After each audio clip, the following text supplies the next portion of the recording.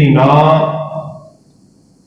اس آیت مبارکہ میں ایک لفظ ہے اہدنا، دوسرا لفظ ہے صراط، اور تیسرا لفظ ہے مستقیم۔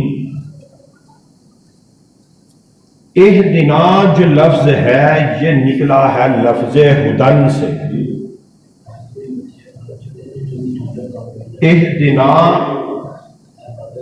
اہدنا سے جو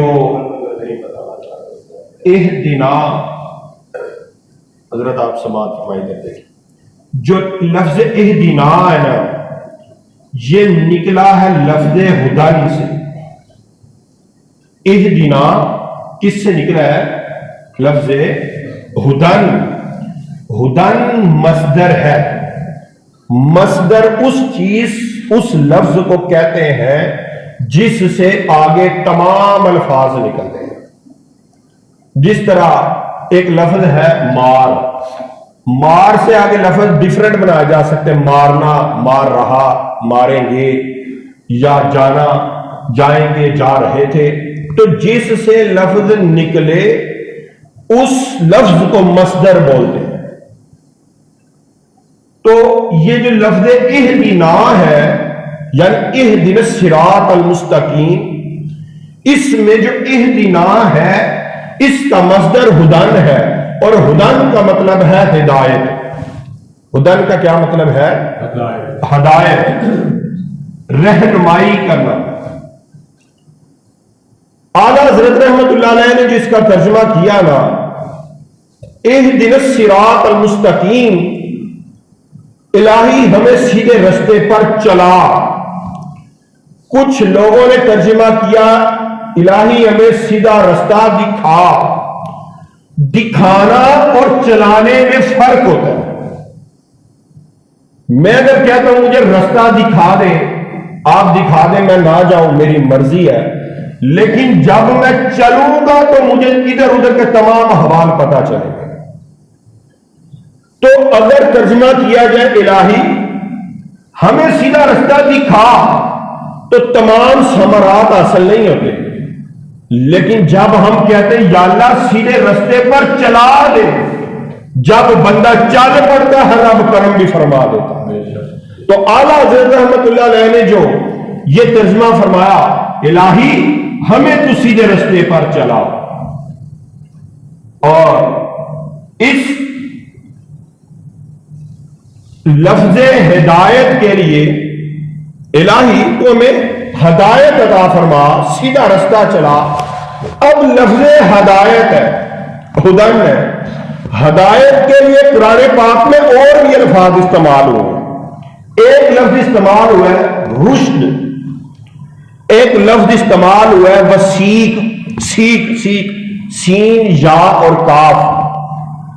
وسیق الذین اتقوا ربہم الی الجنۃ زمرا، یہ 24واں سپارہ ہے، سورہ زمر ہے، 73 نمبر آیت پڑھ رہا ہو۔ رب فرما رہے ہیں قیامت والے دن جو لوگ جنتی ہوں گے نا، جنتی، ان کو جنت کا رستہ دکھایا جائے گا، لے جایا جائے گا، ہدایت دی جائے گی اس طرف کو جاؤ۔ یعنی جب قیامت برپا ہوگی، دوزخ اور جنت میں جب فیصلے ہو رہے ہوں گے، رب فرمائے گا یہ رستہ ہے، تم نے جانا ہے ادھر۔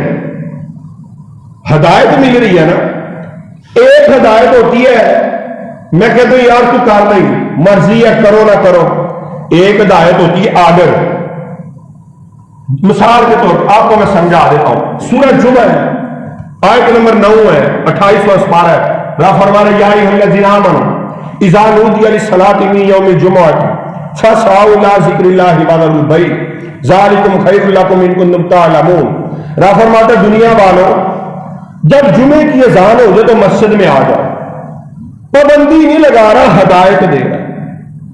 لیکن جو وسیق الذین اتقوا ہے نا، اس کے اندر رب بندے کو اختیار نہیں دے رہا، اس سے اختیار چھین رہا، بس آرڈر دے رہا ہے۔ یعنی بندے کو بے اختیار رکھا ہے اے بندے تم نے جانا ہی جانا ہے، تمہارا اختیار نہیں کہ تم یہ کہو کہ میں نہیں جانا، بس تمہیں عادت رہے گی تم نے جنت میں جانا ہی جانا ہے۔ یعنی جو لفظ سیکھ والی ہدایت ہے اس میں بندہ بے اختیار ہے، لیکن جو اہدنا میں ہدن ہے اس میں جو ہدایت ہے وہ با اختیار ہے۔ رب اس میں بندے کو ہدایت دے رہا ہے کہ بندہ ہدایت مانگ رہا ہے، یا اللہ ہمیں سیدھے رستے پر چلا، ایسی ہدایت جو با اختیار ہدایت ہو۔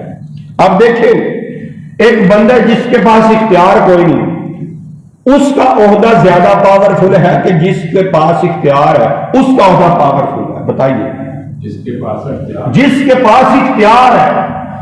اب جو وسیق کے اندر ہدایت ہے اس میں بندے کے پاس اختیار نہیں، لیکن بندہ جو اہدنا الصراط المستقیم میں جو ہدایت مانگ رہا ہے وہ اختیار والی ہدایت مانگ رہا ہے۔ بات سمجھائی کہ نہیں؟ نماز کے اندر جو ہم ہدایت مانگتے ہیں ایسی ہدایت مانگتے ہیں جو با اختیار ہدایت ہو۔ اے اللہ ہمیں وہ ہدایت عطا فرما جو با اختیار ہدایت ہو۔ اب آگے چلیں جی۔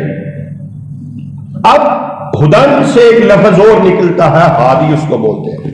ہادی، ہادی کا مطلب ہوتا ہے چٹان، ایسی چٹان جو سمندر کے اندر ہوتی ہے۔ بندہ ساری رات سفر کرتا ہے، جو لوگ ڈنکی لگاتے ہیں ان کو پتہ ہے یہ غلط کام ہے لیکن چلو لوگ کرتے ہیں۔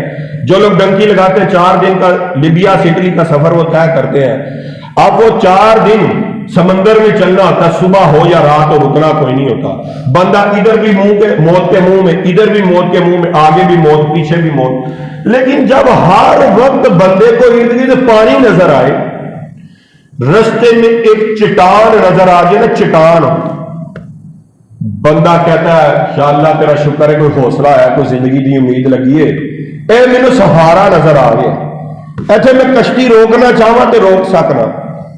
یعنی ہادی کا مطلب ہے چٹان، سہارا۔ اہدنا میں جو لفظ ہے ہادی، اہدنا میں جو لفظ ہے ہادی اس کا مطلب ہے سہارا۔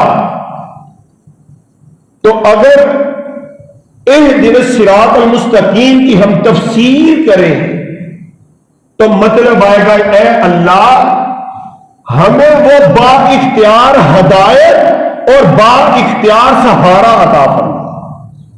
دیکھیں نا ہم نماز میں دن میں 5 مرتبہ جب نماز پڑھتے ہیں تو ٹوٹل کم و بیش 48 مرتبہ رب سے ہم ہدایت مانگتے ہیں۔ جو ایک مرتبہ ہدایت مانگے رب اس پہ اتنا کرم فرما سکتا ہے، جو 48 مرتبہ خشوع و خضوع کے ساتھ ہدایت مانگے، بتائیں رب اس کے اوپر کتنا فضل کرے گا۔ اب پتا چلا کہ رب کیوں بار بار فرماتا ہے ان الصلاۃ تنہی عن الفحشاء والمنکر، بے شک نماز جو ہے یہ برے کاموں سے روکتی ہے۔ اب آپ کو اہدنا کی سمجھ آ گئی ہے۔ اب آگے چلتے ہیں صراط، یعنی اب میں اہدنا کو ایک دفعہ دوبارہ سمرائز کر دیتا ہوں، کلوز کر کے بتا دیتا ہوں۔ یعنی ایک مطلب ہے، ایک ہدایت کے لیے لفظ استعمال ہوا ہے سیکھ، ایک ہدایت کے لیے لفظ استعمال ہوا ہے اہدنا۔ قرآن پاک میں اور بھی لفظ استعمال ہوئے ہیں لیکن یہاں میں صرف 2 کی مثال دے رہا ہوں۔ لیکن جو سیکھ والی ہدایت ہے اس میں بندہ کلوز رہتا ہے، اس میں بندے کے پاس اختیار نہیں۔ ہم رب سے ایسی ہدایت نہیں مانگتے جو بڑی کلوز ہو، بڑی نیڑے والی ہو، بڑی نیرو ہدایت ہو جس میں بندے کے پاس اختیار نہیں۔ ہم رب سے نماز میں وہ ہدایت مانگتے ہیں جو بڑی پاورفل ہدایت ہے۔ اس لیے یہاں پہ لفظ اہدنا ہدن استعمال ہوا ہے۔